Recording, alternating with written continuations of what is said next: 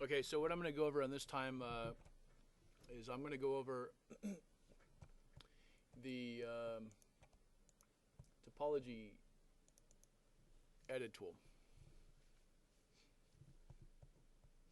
So on the topology toolbar, you have this little drop down. You have the topology edit tool, and you have the topology edit trace tool. You know, you're all used to using the topology edit tool where you can come in and you can select an edge. Right? And if you wanted to manipulate two edges, you could select them. You could select both of them, and then right-click and merge them. But as you can see, that's no longer an option. What you can do now at 10.1 is you don't actually merge them. You can actually select multiple edges and manipulate multiple edges at one time.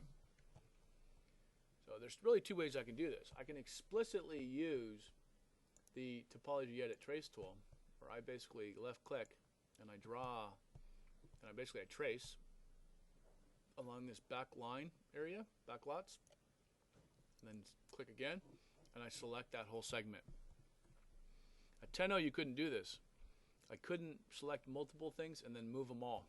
So at this point I want to just move this little section. I want to move it over a little bit. As you can see, everything's going to be tweaked here.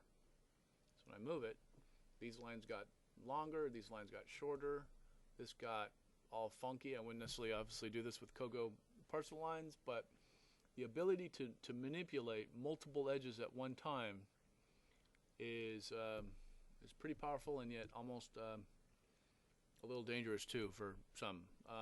But there you have it. Basically, you have the ability to manipulate multiple edges at one time, and that's using just the straight topology edit trace tool.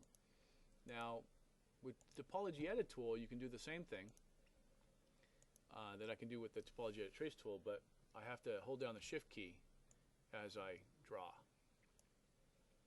and then I can actually select multiple edges. So the topology edit tool implicitly allows you to select multiple edges via the shift key, while the topology edit trace tool explicitly, with one hand, allows you to trace the multiple edges.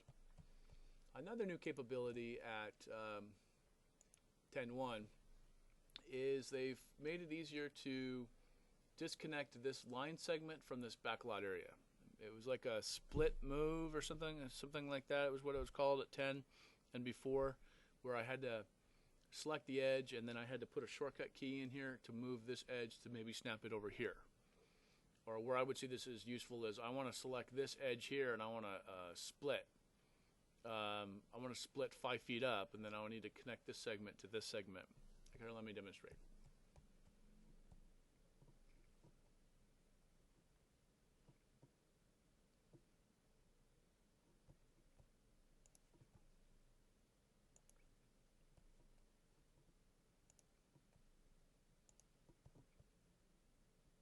So you can see that length is 42 feet, and maybe I want to go 25 feet and then create a little split.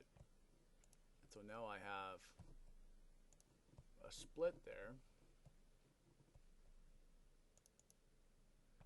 I did some symbology on there just so I can see it. And then I come back to my topology edit tool. This is where you really want to just use your topology edit tool. And as you can see, when I'm over here, the cursor is different than when I'm right against the edge. See how there's all those 4 arrows are going in different directions. It just says that, hey, there's a different operation that's available to me when I'm along the edge, and that operation is the cut split. So now what I can do is I can just move. Right now, I'm moving the line, but it's also moving the shared edge with parcels. But what I want to do is I want to move it to this one, and then you get your little pop-up that shows me, hey, that's the parcel endpoint, and then I drop it, and it moves it.